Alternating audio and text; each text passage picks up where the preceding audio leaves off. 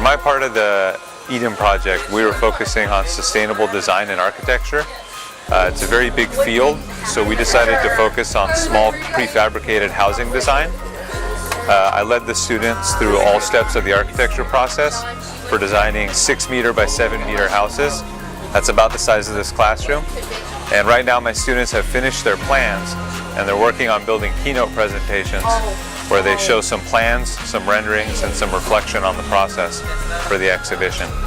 So for the environmental chemistry aspect of the E.D.E.N project, we've been studying alternative fuels, alternative resources, how we use the resources that we have now, how we impact the world when we use these resources, and what we can do to compensate for our consumption.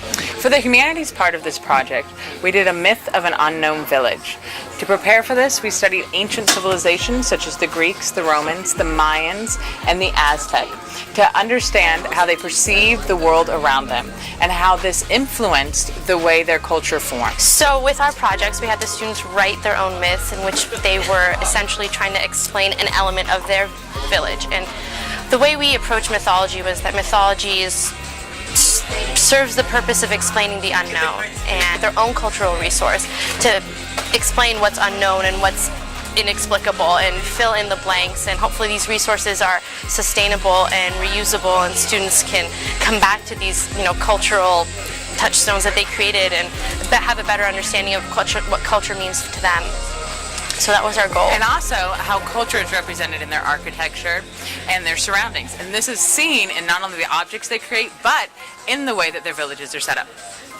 So yes, the artifact that went along with the myth was supposed to be an element from the myth, as if it were found within the village, and the students created all sorts of great things, books, swords, everything. I don't know what else, obelisks, fountains, all sorts of wonderful things. So to be able to see the physical element from the myth too, and not just the writing.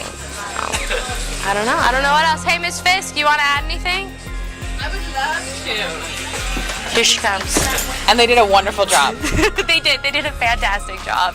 I think we definitely made our way back to E.D.E.N. Definitely. For sure. To E.D.E.N.